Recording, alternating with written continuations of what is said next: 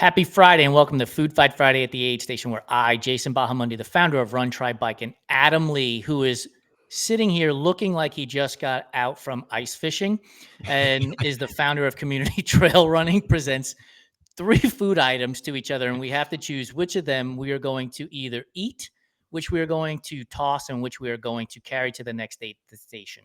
Today is Friday the 13th, which may mean that he is going to present something scary to me. I have no idea what he's going to present. So you'll hear it at the same time I do, and we'll all have the same type of reaction, which is, seriously, dude, that's what we're going to be talking about?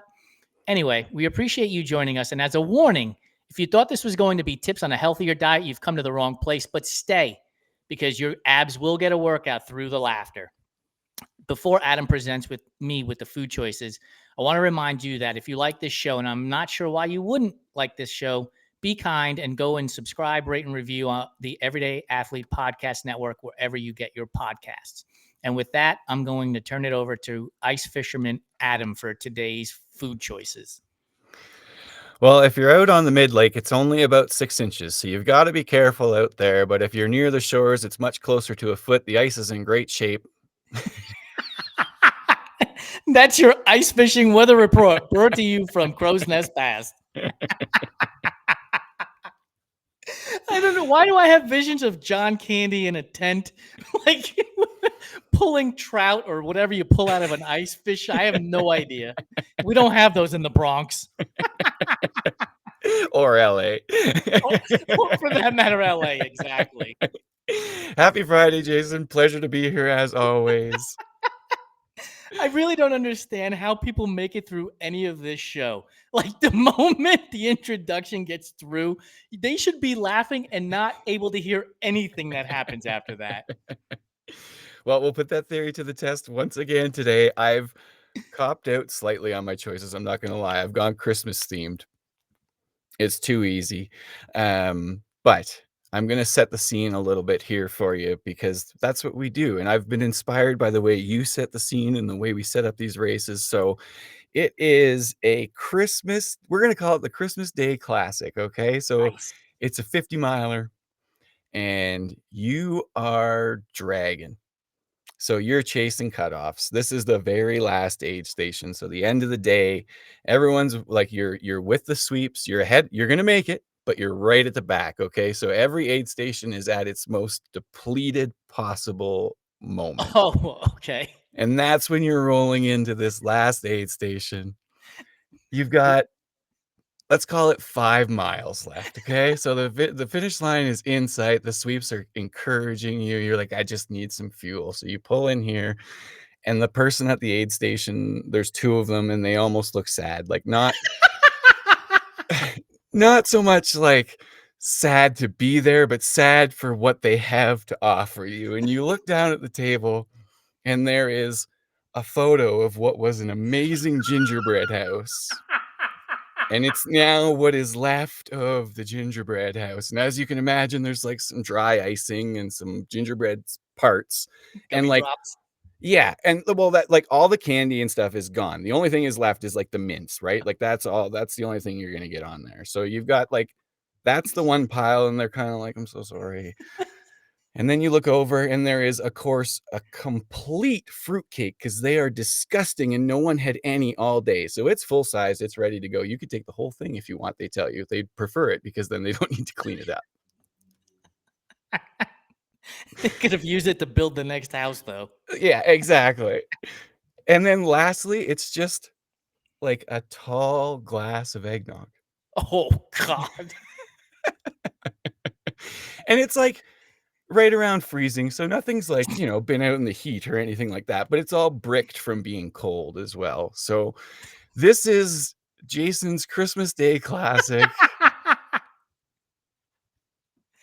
So before I answer this question, shout out to L Cool Vids out on YouTube. We're doing great, pal. Thanks for joining us. Thanks for being here. So it's close to freezing, which means the eggnog's like slushy, which makes it even worse. It's like that top layer is like frozen a little bit, and you got to kind of break through it. Yeah, that's better than warm though, and possibly curdled. Grief. the the fruitcake is definitely like a brick at this point. Like you might lose a tooth or two trying to chew it. It was a brick already. Side note, if this had been the summer, I would have said I'm going to change it to panettone, which is like the Italian version of fruitcake, and I love that. Like I could eat an entire Ah. loaf of that without any problems. But I'm going to play by the rules. I'm going to play by your rules, which is it's a frozen fruitcake. Nobody's eating it. I've only got 5 miles, and since I'm chasing cutoffs, I have to imagine that all the other athletes have gone through the area, which means I don't need a weapon like the frozen fruitcake to defend against bears or jaguars or anything like that. And then the gingerbread scraps. Okay, first off, I'm tossing the eggnog. Like there's cream in there.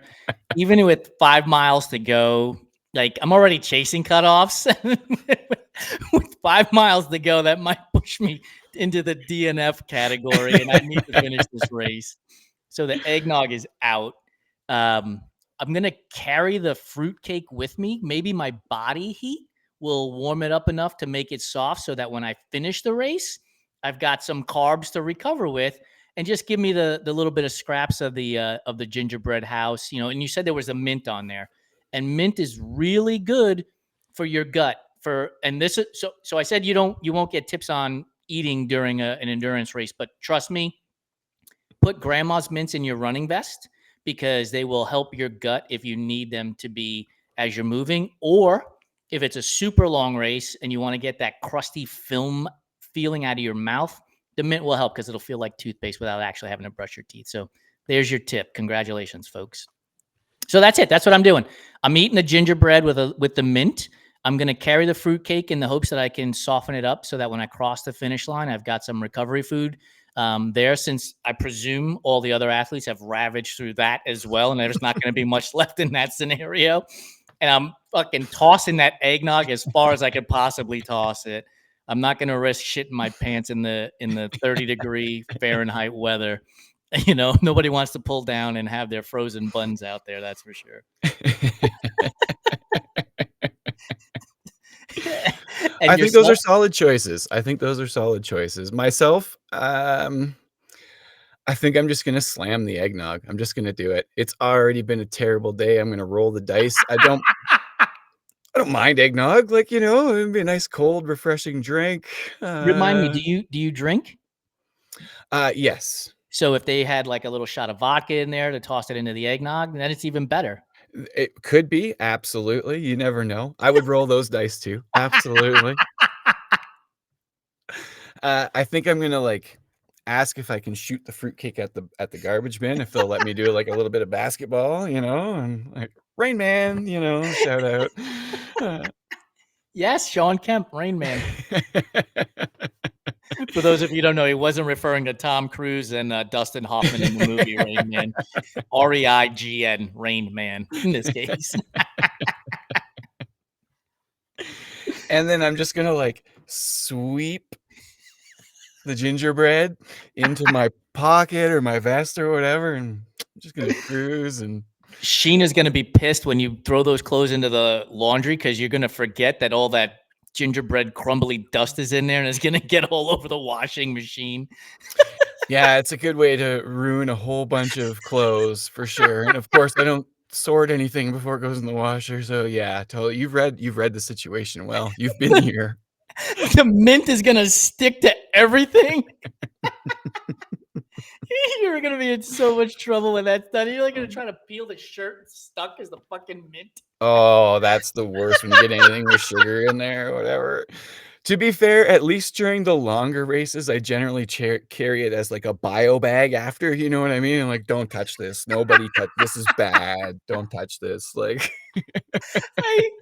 Okay, so if you're listening to this episode or you've watched it live, please comment on the laundry situation when you have forgotten to empty out your pockets. Yeah, Like, 100%. right? Like the chapstick melts in there and it gets all over everything.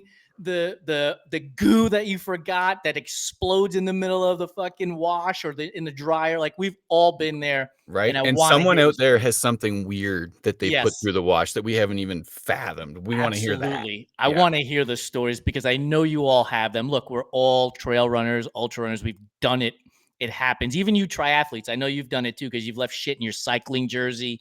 You've totally forgot because it's 97 degrees. You've ridden 100 miles, and the last thing you're thinking about is emptying your jersey pockets. That melted Snickers bar that just fucking gets everywhere. And anti-chafe all in one somehow, you know? I mean, it go down easy.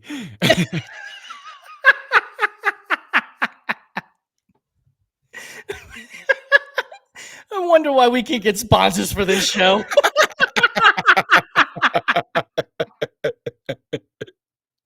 Yeah, I don't know, Jason. I have no idea why we can't be taken seriously around here, to be honest with you. Like, busting our balls out here trying to make a show. That community trail running sticker all of a sudden was like a headlamp, dude.